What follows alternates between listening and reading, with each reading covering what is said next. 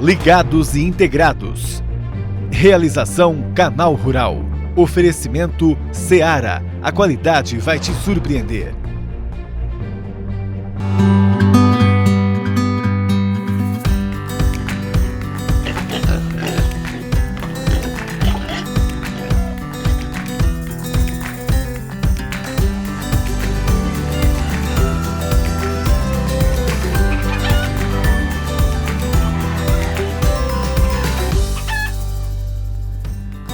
Olá, um bom dia para você. 2021, ano em que a China quer recuperar rebanho suíno e exportar mais de 100 milhões de toneladas de soja. Vai sobrar para a pecuária brasileira? Vamos ver na análise de Fernando Iglesias. Índice de confiança no agronegócio brasileiro alcança patamar mais alto da história. O que essa pontuação traz de bom para o produtor rural? Vamos saber com Roberto Bettencourt. Vamos começar então o nosso programa cheio de informação para você? Agora, vem comigo. O Brasil pode produzir na temporada 2020-2021 131 milhões de toneladas de soja, 3,9% a mais que a safra anterior. De todo esse volume, 37% deve ficar para o processamento em território nacional.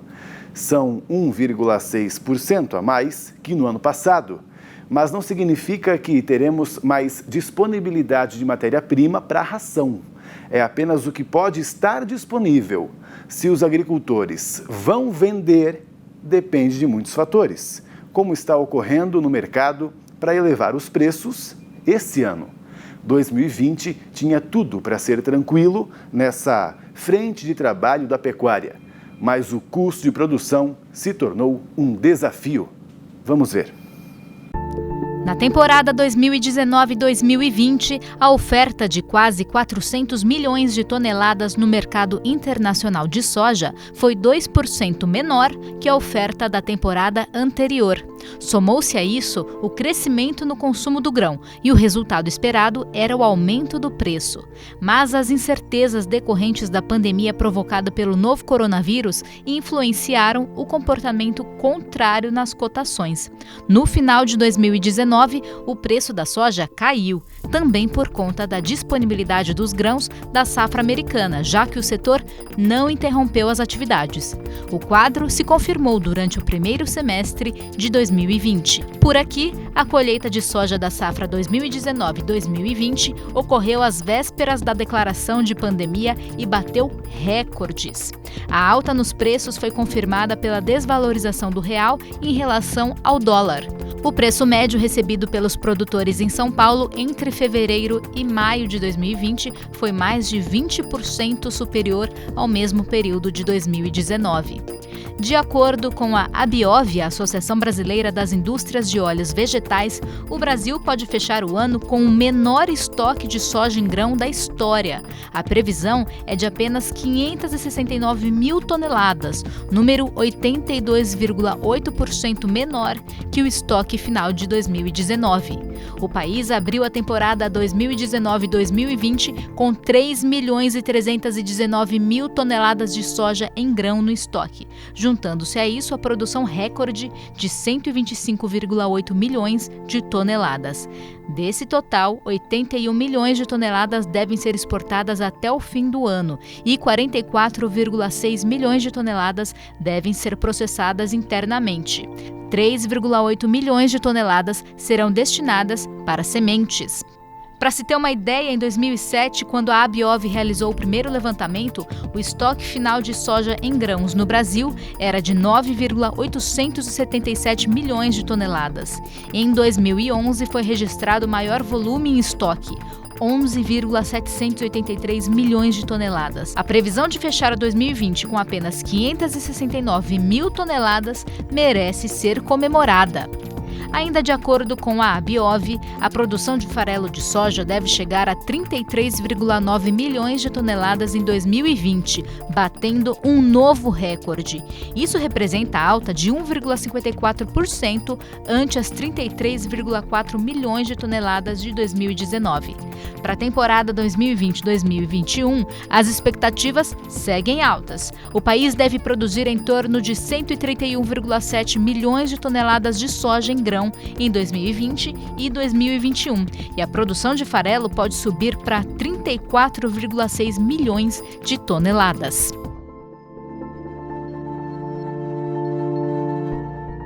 Vamos conversar sobre esse assunto? O Fernando Iglesias, que é analista de mercado na Safras e Mercado, recebe a gente aqui via internet. Ou, aliás, a gente recebe o Fernando. Um bom dia para você, bem-vindo. Bom dia a todos que nos acompanham. Temos um cenário aí para a pecuária de custos bastante elevados nesse final de bimestre, e para 2021 ainda existe uma tendência de custos acentuados aí, principalmente para o confinador e para a pecuária leiteira. Pois é, a China inclusive pretende recuperar o rebanho dela de suíno no ano que vem, né? E importar mais de 100 milhões de toneladas de soja. Né, pode pegar muito do Brasil, talvez dos Estados Unidos, né, porque agora com o Trump saindo, o Biden entrando, as relações podem melhorar. Como é que você acha que vai ser esse giro aí da soja, hein, Fernando? Bom, só para fazer um breve apanhado, certo. É muito bom a gente ressaltar que antes da peste suína africana, o modelo da suinocultura chinesa era bastante rudimentar, era uma suinocultura colonial. Então, como ela está buscando uma profissionalização da sua suinocultura, importando inclusive matrizes da União Europeia e assim por diante, isso remete a um maior consumo de grãos, seja milho, seja soja. Como você bem falou, ela deve atuar muito no mercado de importação no ano que vem. Enfim, isso remete à necessidade de compra de soja, seja do Brasil, seja dos Estados Unidos. Com uma relação mais amistosa, talvez com o Biden, é possível que ela busque soja também nos Estados Unidos. Isso pode acabar influenciando no nosso mercado aqui para a soja brasileira. Então, esse é um ponto muito importante, como você falou. Mas, de qualquer forma, o confinador brasileiro precisa se programar para viver um cenário talvez parecido com o desse ano de 2020. Com volumes muito bons exportados de soja, haveria essa dificuldade na indústria de esmagamento para gerar o farelo, gerar o óleo de soja, gerando algumas distorções do mercado, como a gente viu em 2020. Outro ponto que eu chamo a atenção é a situação do milho em relação à safra-verão no primeiro semestre. Isso vale para a avicultura, para a suinocultura e mesmo para o confinamento ou pecuária leiteira. A gente vai ter um encolhimento de quase 20% da área da safra-verão, vai ser um momento difícil, preços do milho vão estar elevados, e isso também repesa na estrutura de custo. Pois é. Então, pelo que a gente uma vê, situação complicada. São fatores até então mais desfavoráveis para a pecuária do que favoráveis, né, Fernando? Em relação ao custo de nutrição animal, sim. A gente precisa pesar também para a pecuária de confinamento o custo da reposição. Preços do bezerro e do boi magro em patamar recorde. E como a gente sabe, para a pecuária em si, o custo da reposição tem um peso maior na produção do que o próprio custo de nutrição animal. Então, esse é um outro sinal de alerta que se acende sobre o mercado. A gente tem cabeça do bezerro sendo negociada a R$3.000 aí no interior paulista nesse final de ano. E como a gente vem de uma lacuna nessa produção de bezerros, 2021 ainda vai ter preços elevados nessa reposição. Então, a situação do suíno é que pode ser um pouquinho melhor, né? Porque vão continuar exportando muito. Na verdade, existe essa perspectiva de exportação de proteína animal em boa proporção em 2021 também, tá? Apesar da China trabalhar para recuperar seu rebanho de matriz, seu plantel de matriz, a gente precisa sempre dizer que isso não se traduz imediatamente em produção de carne. Leva-se um tempo para que isso seja, que essa matriz atinja a maturidade e comece a aumentar a produção de carne no mercado chinês. Então, isso vai acontecer aí para 2022. Então, no ano que vem, a China vai continuar comprando muita proteína animal e não só de carne suína, vai comprar muita carne bovina, carne de frango e assim por diante. Então, ela vai seguir muito presente no mercado, felizmente para o setor carnes do Brasil. Pois é, e até das aves a gente pode falar um pouquinho também, né? Que eles estão numa situação mais complicada, né? Será que a gente pode ter uma fatia um pouco maior para exportação, né? Como é que está isso? Porque seria para nós uma boa saída, né, Fernando? O custo para eles está mais alto do que o preço pago pelo animal, né? Mais importante do que você avançar nas exportações, isso provavelmente vai acontecer em função de retomada de embarques para Japão, para Oriente Médio, que foram economias muito prejudicadas pela pandemia. Sempre bom a gente pontuar que há uma necessidade de você ajustar a sua oferta em relação à estrutura de custos. Então, se você produz menos carne de frango, por exemplo, aloja menos pintos de corte, quer dizer que você vai ter uma necessidade menor de consumo de grãos. E isso acaba amenizando essa situação dos custos de nutrição animal. Então, a gente tem que estar sempre atento a essa necessidade, adequar essa nossa produção em relação à estrutura de custos. As exportações vão atingir um volume maior ano que vem, justamente em função desses importadores tradicionais que estiveram um pouco de lado nesse ano de 2020, a exemplo dos países do Oriente Médio, Japão, que vão retomando as suas atividades aí a partir de 2021, torcendo para que uma vacina chegue efetivamente para controlar a pandemia do coronavírus. Então, aí a atividade econômica entra em sua rotina normal e a gente volta a atender esses destinos tão importantes para a carne brasileira. O Oriente Médio realmente está dando sinais bem bons já de uma retomada, né, da crise do coronavírus mesmo, né, que estavam comprando menos. E você acha até que esse ajuste que a indústria tem feito, né, para menos na produção da ave, já vai ajudar um pouco? Você acha que isso pode ocorrer ainda mais, Fernando? Um ajuste ainda menor? Olha, na verdade, assim, nesse último trimestre a gente não vê um ajuste tão grande assim, tá? Tanto que a expectativa de alojamento para o mês de outubro, que passou agora, é de 625 milhões de cabeças, é o maior alojamento da história. Para o primeiro semestre do ano que vem, talvez a indústria seja obrigada a reduzir, a retrair a sua produção, justamente em função da disponibilidade de milho. Tá? Então, como o milho vai estar escasso no mercado, provavelmente com preços muito acentuados, e não vai ter tanto espaço para repassar esse adicional de custo ao longo da cadeia produtiva, naturalmente o mercado vai buscar essa retração de oferta para controlar a situação dos custos. Tá certo, então. Será que a gente vai ter até um ano complicado para a avicultura? Será que pode considerar assim? Primeiro semestre de 2021 vai ser muito difícil em relação a custos. A única saída que o mercado tem com uma área de verão tão encolhida aí para a safra de milho é a importação. Então a gente vai depender de fatores como câmbio, fatores de disponibilidade em outros países e assim por diante. Então vai ser um primeiro semestre delicado. Quando que essa situação se normaliza? Com a entrada da safrinha.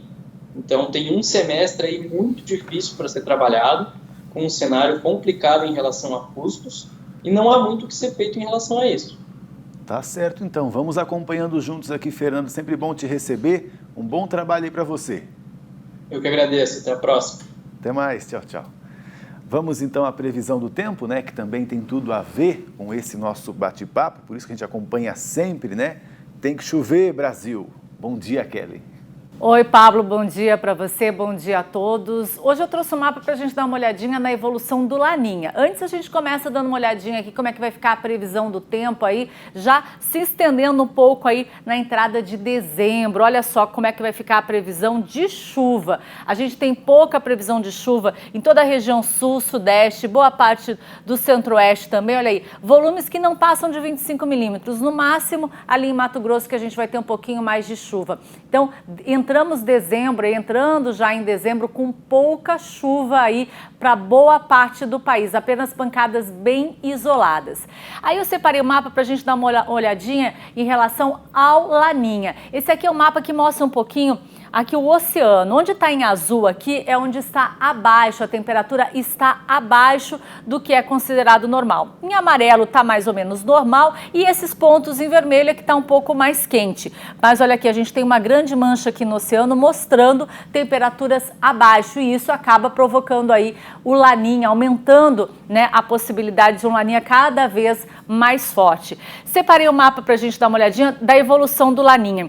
Olha só, aqui onde está em negativo, em 1,5, 1,3, é onde a gente tem probabilidade de ter mais laninha, que é justamente quando? Em dezembro e janeiro, os 2 meses que a gente deve ter laninha mais forte aqui no Brasil, justamente aqui onde está o mapa. Depois ele começa a evoluir e aí quando começa a ficar com as temperaturas positivas, a gente tem menos possibilidade. Então, com as temperaturas mais baixas no oceano, significa mais possibilidade de laninha e como a gente está vendo aqui, dezembro e janeiro são os meses mais propícios. Olha aqui, a gente até ressalta aqui um pouquinho mais aqui nesse círculo aqui, ó, temperaturas do oceano abaixo de -1. Então, 1,3, 1,2, isso configura aqui possibilidade de um laninha já um pouco mais forte. A gente está tendo laninha já, mas cada vez ele se configura um pouquinho mais forte, como eu disse, principalmente nessa época do ano aqui, dezembro e janeiro, e depois ele começa a perder intensidade. Aí, para a gente dar uma olhadinha, olha aqui, ó, dezembro, janeiro, a intensidade aqui dele, do laninha, a probabilidade nos próximos trimestres. Fevereiro a gente tem também um pouco mais e depois ele começa a cair a intensidade ali. A partir de março a gente já tem aí o gráfico reduzindo a intensidade do laninha. O que significa esse laninha? Aí esse próximo mapa que a gente vai entender. Olha aqui, em vermelho, que é principalmente na região sul do país, a gente vai ter estiagem, né?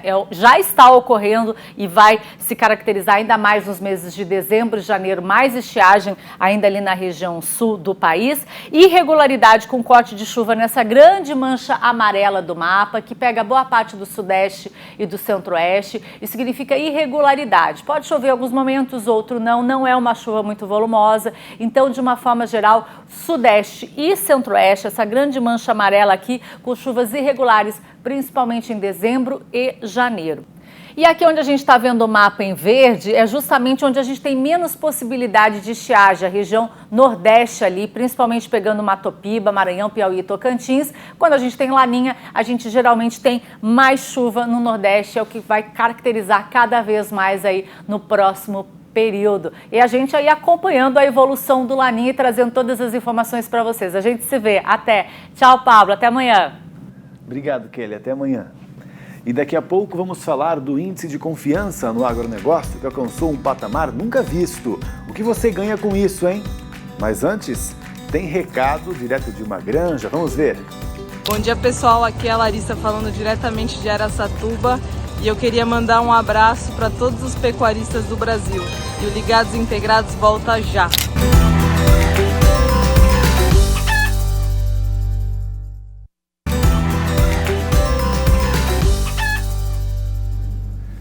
Estamos de volta, agora quero ver sua participação também pelo Instagram, né? Porque você está aí na lida, mas está sempre aqui compartilhando comigo com a hashtag Ligados Integrados. Hoje está aí a Vi Viapiana. Meu Deus, que leitãozinho pequenininho, Vi. Cuida bem.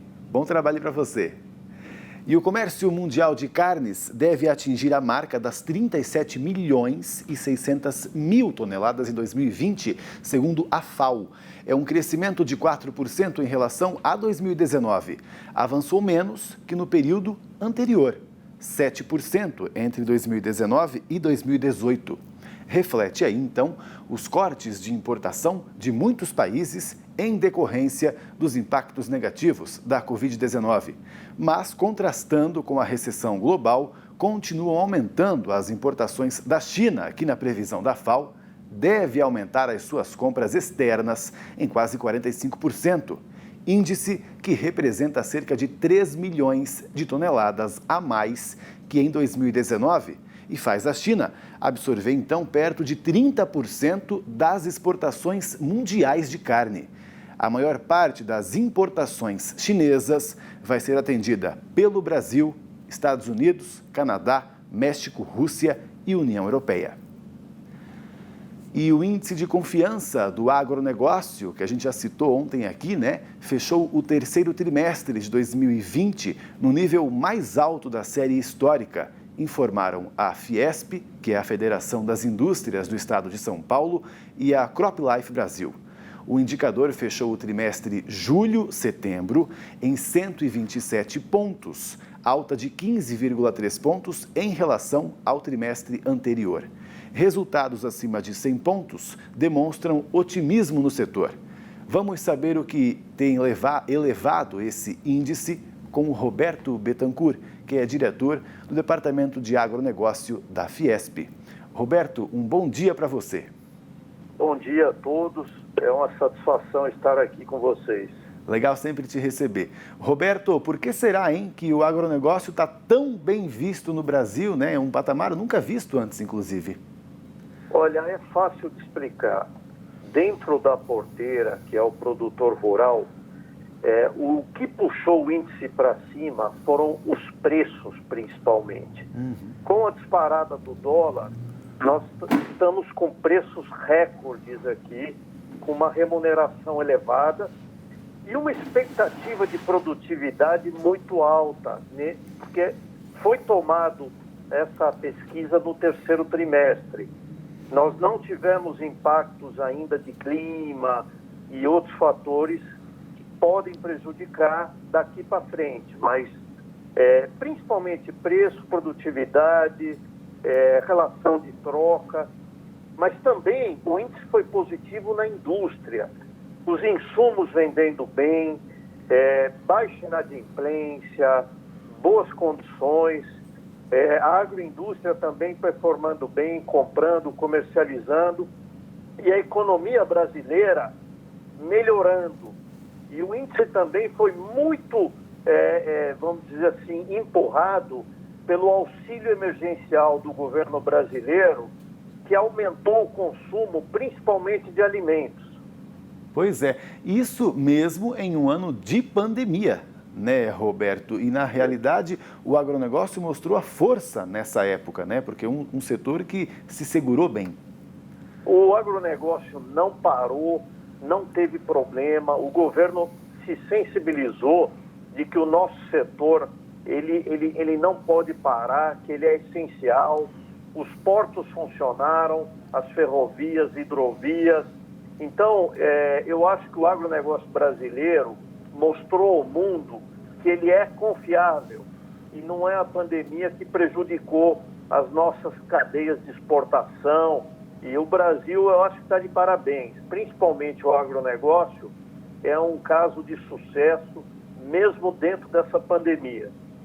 E quando tem uma pontuação assim tão alta, né? Eu sei que ela já é decorrente, lógico, de toda uma comercialização, de preço, como ele já falou, Roberto, para a gente. Mas também depois quando o mercado vê, né, o agro com uma pontuação tão alta, isso também acaba refletindo, né? Isso é bom para nós? É muito bom. E outro fator que ajudou o agro foi a disponibilidade de crédito, que foi dada pelos produtores como muito adequada, satisfatória. Então, o que nós vamos esperar este ano é aumento de área plantada, aumento de investimento na lavoura, e se o clima nos ajudar, vamos colher uma safra recorde. E o Brasil vai ser ajudado mais uma vez pelo campo. O produtor consegue ver isso daqui um curto, médio prazo? O produtor consegue ver, sim. O governo ele tem ajudado também. Evidentemente que na próxima pesquisa nós vamos depender bastante do clima. A persistir uma seca em algumas áreas, a confiança cai. Mas como a pesquisa é nacional, ao mesmo tempo que chove mal no sul, está chovendo bem no norte. Então eu acho que na média nós vamos continuar com esse otimismo e o índice de confiança vai continuar com valores muito elevados, próximos do recorde. Pois é, inclusive até, Roberto, sei que não existe uma comparação com outros países nesse índice, né? Mas essa confiança no produtor brasileiro e tudo mais, será que a gente pode dizer que é um dos melhores até pelo mundo? Sem dúvida, porque o produtor brasileiro ele foi muito beneficiado pela desvalorização cambial do real. O mesmo não ocorre nos Estados Unidos, o mesmo não ocorre na Europa. Então, as margens aumentaram aqui no Brasil e as exportações fortes, recordes, principalmente para a China, têm sustentado o preço e nos beneficiaram muito, essa é a verdade. Nós temos compras de equipamento todos os setores caminhando bem. Tá certo, que ótimo. Roberto, um bom trabalho aí para você. Quando tiver novidade, traz para a gente. Até a próxima. Só um alerta a todos. Claro. A grande preocupação do setor agora é aumento de tributação. Já ocorreu em São Paulo. O governo está vendo o agro como uma história de sucesso e quer tributar mais. Mas o setor é unido e nós vamos combater isso, porque o agro, no mundo inteiro, ele é subsidiado. Aqui não. E se for altamente tributado, nós vamos sofrer.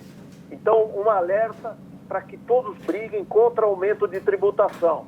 Certo, é um ponto que eu já falei aqui uma vez, inclusive, né? Querem tributar, mas também tem que assegurar, né, Roberto?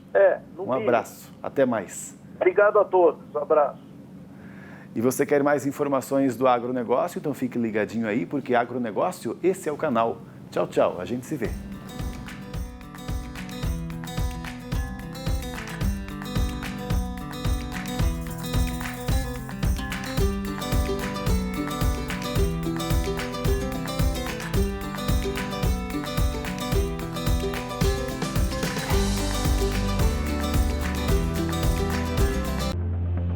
Ligados e integrados.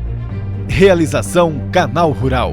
Oferecimento Seara. A qualidade vai te surpreender.